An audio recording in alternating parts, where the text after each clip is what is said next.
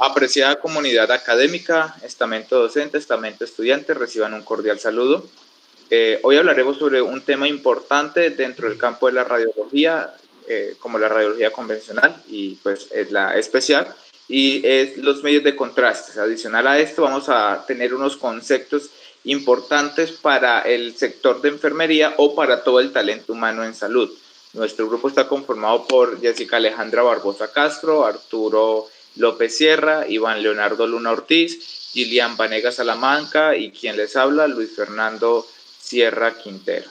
Y debemos de partir con una pequeña introducción.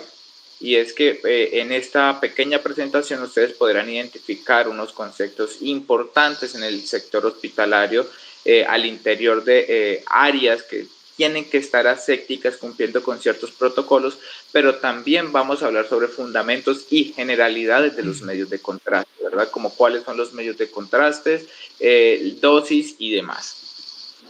También a manera de objetivos debemos de reconocer que esta pequeña presentación busca reconocer los aspectos y conceptos importantes, vuelvo y repito, en el sector hospitalario, haciendo un énfasis en técnicas y en protocolos, no solo de enfermería, sino de todo el talento humano y los medios de contraste. Y dos objetivos específicos como lo son acatar y respetar la guía de actividades y rúbrica de evaluación y poder identificar distintas acciones de los centros hospitalarios. Sin más que decir, los dejamos con el compañero Arturo frente a la temática de qué son los medios de contraste. Arturo. Bueno, referente a los medios de contrastes, encontramos que son sustancias que se utilizan en medios de imagen médica para hacer que ciertas partes del cuerpo sean visibles. Estos son muy importantes en exámenes como radiografías, tomografías y resonancias magnéticas, porque ayudan a distinguir mejor órganos, tejidos y vasos sanguíneos. Gracias a estos contrastes, los médicos pueden ver con mayor claridad lo que ocurre dentro del cuerpo y a detectar enfermedades o problemas de salud con mucha más precisión. En las técnicas de asepsia, la técnica aséptica, siguiente diapositiva, compañero. Esta técnica es muy importante para prevenir infecciones y garantizar la seguridad del paciente. Esto incluye una correcta higiene de manos, primero que todo, antes y después de cada procedimiento, el uso de barreras de protección como guantes, como lo son las batas y mascarillas, según sea necesario.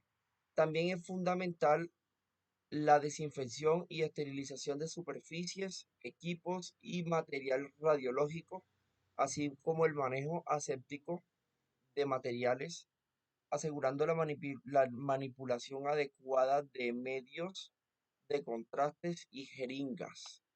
Ya por último, mantener un ambiente controlado ayuda a evitar la contaminación cruzada y a cumplir con los protocolos de bioseguridad establecidos.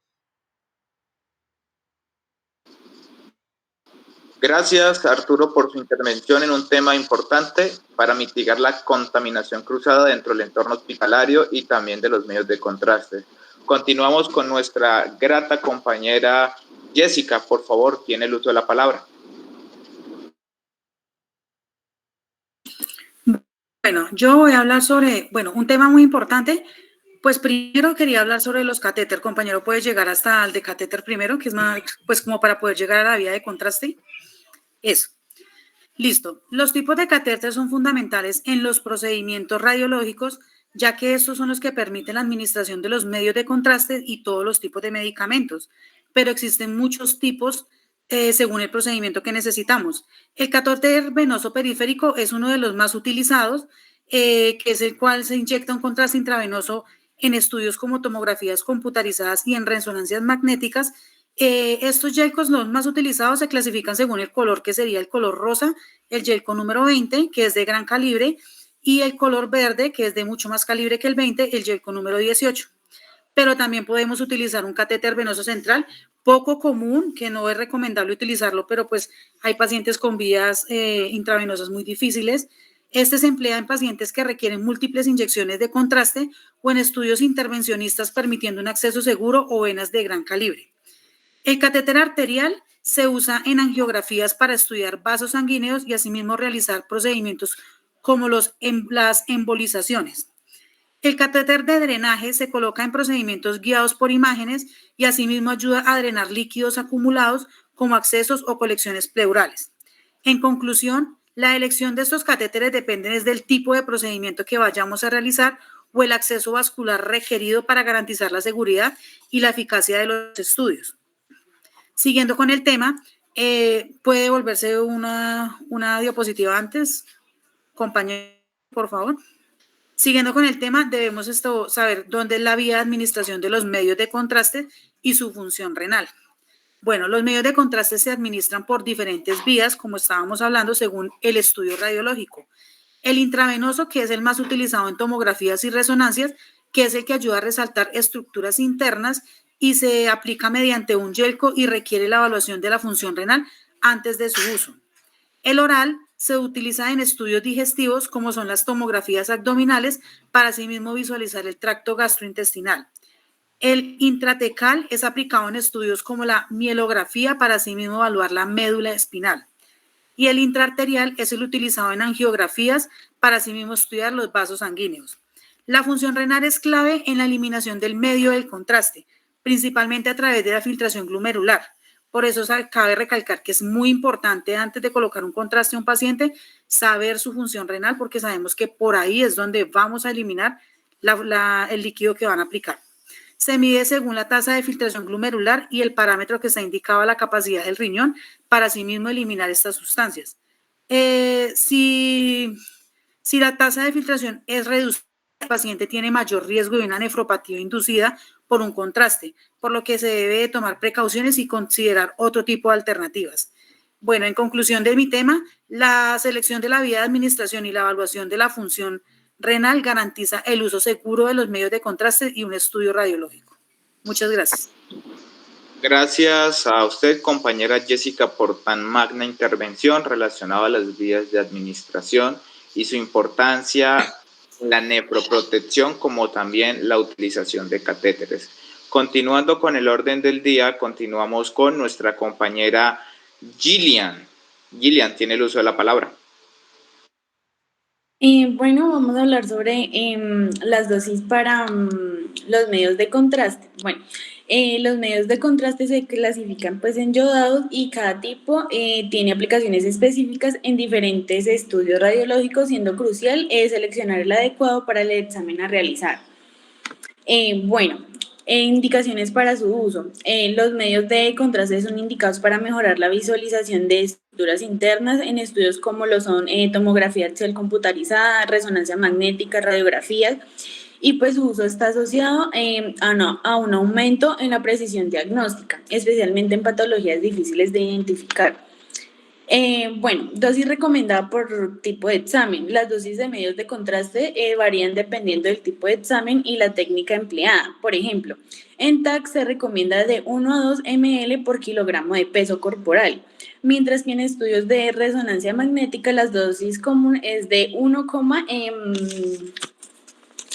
milimoles por kilogramo.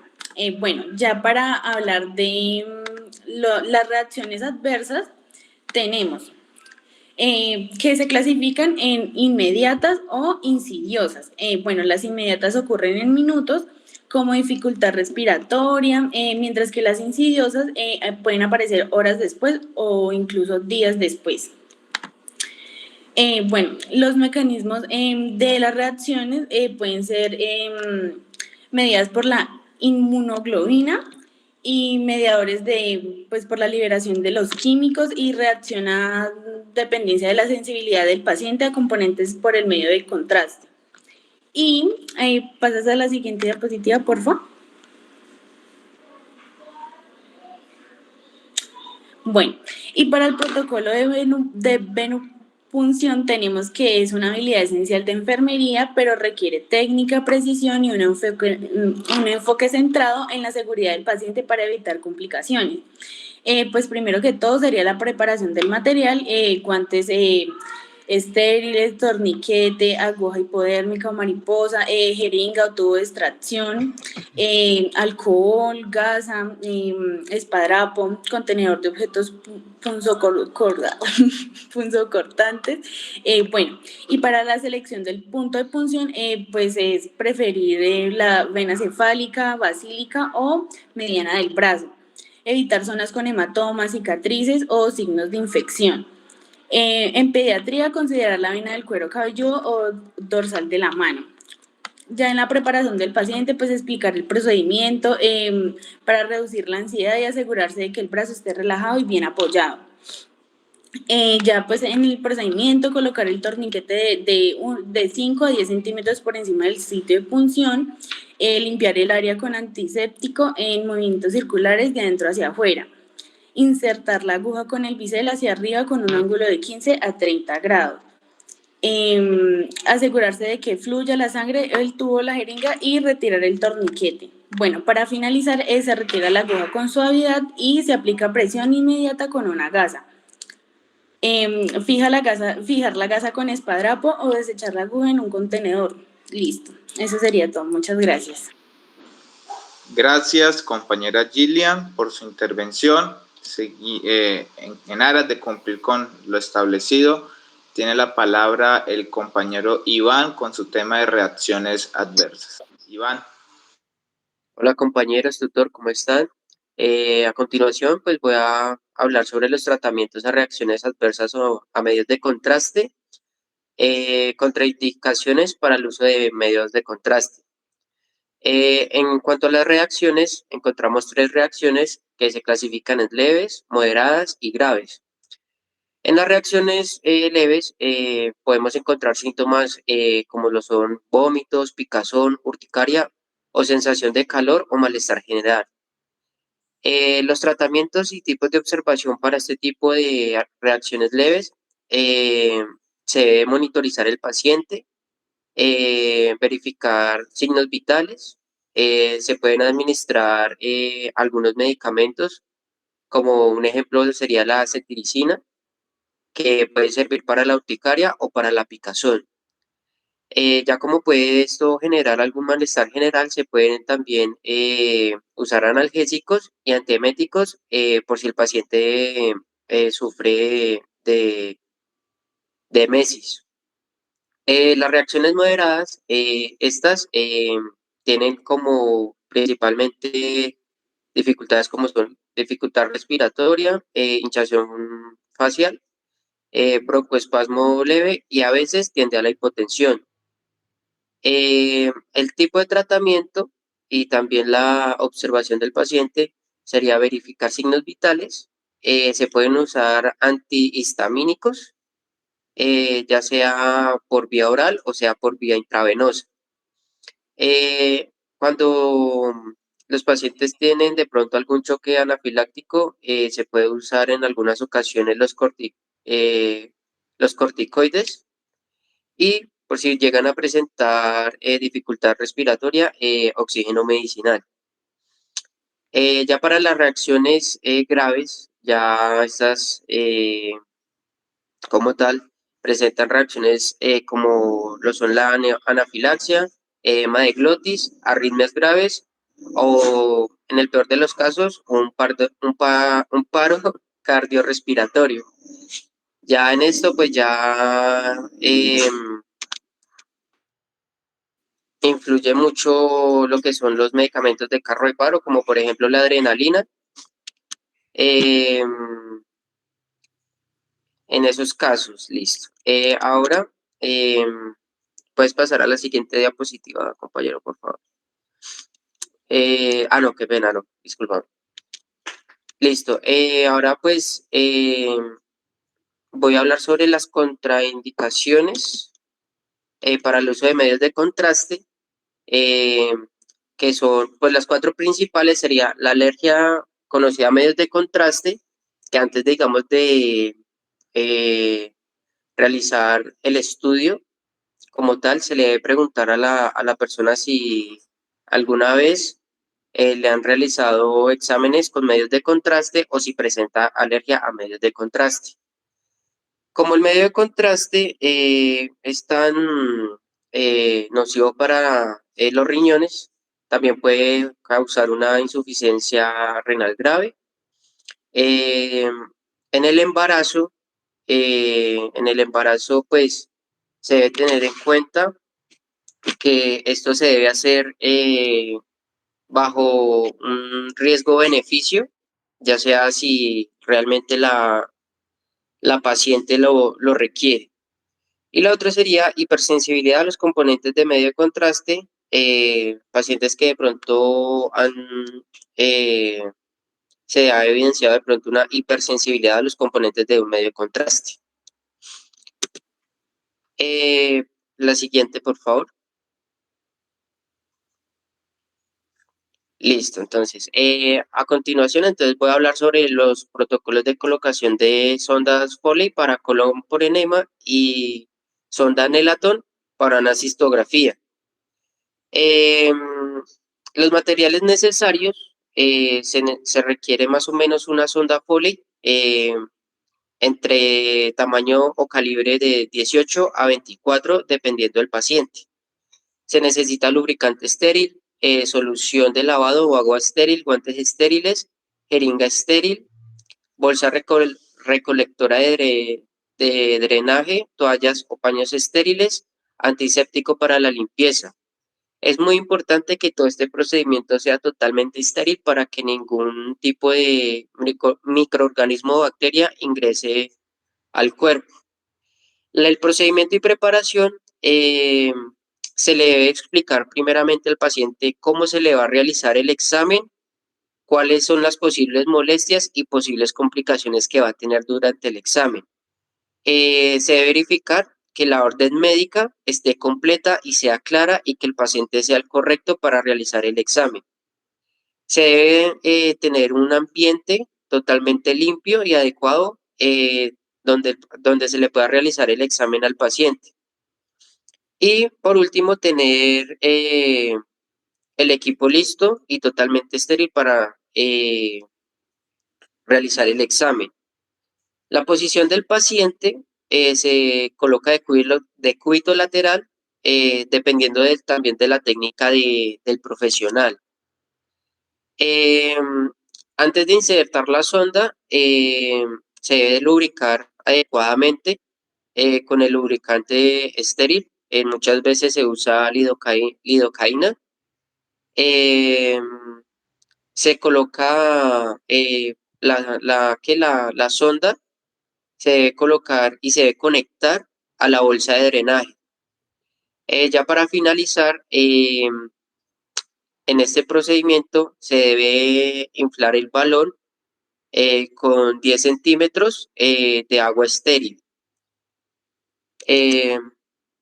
Para el protocolo de colocación de sonda Nelaton o para la cistografía, también el procedimiento tiende a ser el mismo, debe ser totalmente estéril. Claramente, pues cambia la zona de inserción. En esta, pues los materiales son exactamente los mismos. Cambiaría la sonda, que es una sonda Nelaton, que se usa de un tamaño de 8 a 14 el calibre, dependiendo del paciente. Este procedimiento y preparación también se le debe indicar exactamente lo mismo al paciente, cómo se le va a realizar el examen, cuáles son las complicaciones y cuáles son las posibles molestias. La posición del paciente debe ser una posición totalmente supina. Antes de realizar el examen se debe hacer una asepsia y antisepsia de la zona genital para poder pasar la sonda para evitar contaminaciones. Ya después de haber insertado la sonda, también se insufla el balón si es necesario para asegurarla y se conectaría a la bolsa de drenaje. Muchas gracias. Muchas gracias, apreciado compañero Iván, por tan magno e importante tema. Cabe resaltar que el tema y los temas que se han hablado son tan extensos que en un corto video pues no podríamos abarcar todos. Pero siguiendo de forma clara y precisa, vamos a hablar sobre la extravasación. prácticamente lo que es la extravasación es la filtración de, alguna sustancia, de algún medicamento o de glóbulos blancos, por así decirlo, por fuera de una vena, por vena de una arteria. Usualmente siempre es una extravasación de venas debido a que es el sitio ideal por donde se administran ciertos medicamentos, ¿correcto? En este momento se puede categorizar 4 tipos de extravasación: sanguínea, leucocitaria. Sanguínea, pues efectivamente que hay un filtrado de sangre de los vasos hacia tejido adyacente, de leucocitos o de glóbulos blancos, desde los vasos sanguíneos hasta los tejidos adyacentes, igual para los medicamentos e igual para las células cancerosas. ¿En dónde se establecen los medios de contraste? Pues cuando pues, estos salen de los vasos sanguíneos, esto prácticamente vendría siendo una extravasación medicamentosa, ¿correcto? Y es importante efectivamente poder que el profesional, el talento humano en salud, llámese auxiliar de enfermería, jefe de enfermería o demás profesionales, tengan una técnica, como lo expresaba el compañero, de venopunción idónea con la finalidad de no generar esta extravasación, ¿verdad?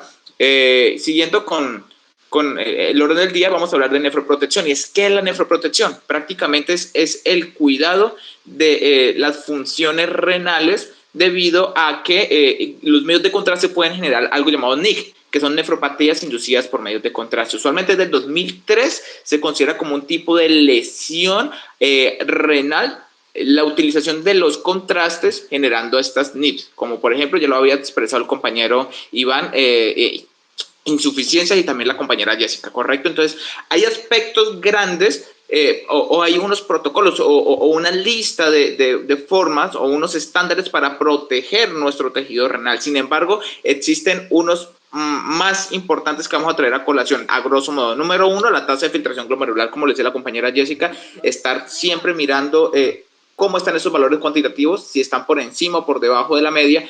Número 2, la creatinina es súper importante. Número 3, la hidratación de ese paciente es importante antes y después de la utilización del medio de contraste, ¿correcto? Número 4, la evitación de nefrotóxicos. Usualmente el nefrotóxico más prevalente o el más común serían los antiinflamatorios no esteroideos o los mal llamados, bueno, los llamados AINES, pero también existen otros medicamentos como antibióticos, antivíricos, antimicóticos, ¿correcto? Entonces sí es importante poder pausar esos tratamientos que pueden ocasionar una nefrotoxicidad. También la utilización de algunas sustancias o bicarbonatos, como también la N-acetilcisteína, y ello a grosso modo, vuelvo y reitero. Estas son las referencias bibliográficas. Cualquier duda o inquietud, estaremos atentos al interior de los correos. Sin más que decir, nuestro equipo se despide. Que tengan feliz día.